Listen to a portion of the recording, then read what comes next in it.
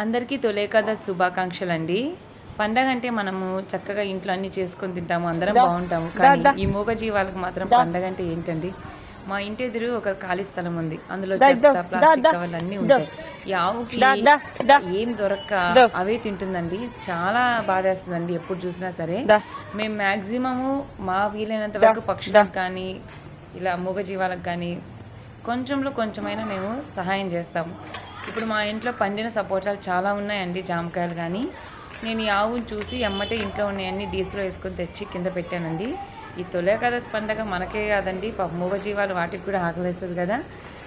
మనకు అందుబాటులో ఉంటే మినిమం ఎవరైనా హెల్ప్ చేయండి ఆవులకు కానీ. మేమైతే డైలీ మా ఇంటి దగ్గర కాకులు వస్తూనే ఉంటాయి, ఫుడ్ పెడతానే ఉంటామండి. ఏం వచ్చినా నాకు మూగజీవాలకు మాకు పెట్టడం ఇష్టం. ఎందుకంటే మనం ఎంతో కొంత వాటికి ఆహారం కానీ నీళ్లు కానీ అందించడం వల్ల అవి బాగుంటాయి, మనకి మంచిదేనండి. ఈ ఏకాదశి రోజు మా ఇంటికి లక్ష్మీదేవి వచ్చిందనే చెప్పాలి. నాకైతే చాలా సంతోషంగా ఉంది. నిన్న ఈ సపోటాలన్నీ చాలా పండిపోయాయండి. ఇవి పండిపోయాయి చాలా, అంటే మా చెట్టు సపోటాలు అనమాట. ఇవి పడేయడం వల్ల మనకేం రాదు, పండినే మరీ తినలేం మనము. సో అందుకని ఆవు వచ్చేసరికి ఆవు పెట్టానమాట. చాలా చక్కగా డీస్ మొత్తం ఖాళీ చేసిందండి. నేను ఆవుని టచ్ చేసి బ్లెస్సింగ్ తీసుకోవాలన్నా నాకు కొంచెం భయం అయ్యి నేను వెళ్ళలేదు. ఇంకా తిని ఏమీ అనకుండా ఒక్క మాట మాట్లాడకుండా సైలెంట్గా వెళ్ళిపోయింది.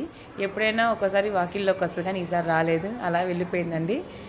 ఆవులు మాత్రం వాటి పరిస్థితి మాత్రం చాలా దయనీయంగా ఉంది. వీలైతే మీరు కూడా మూగజీవాలకి సహాయం చేయండి.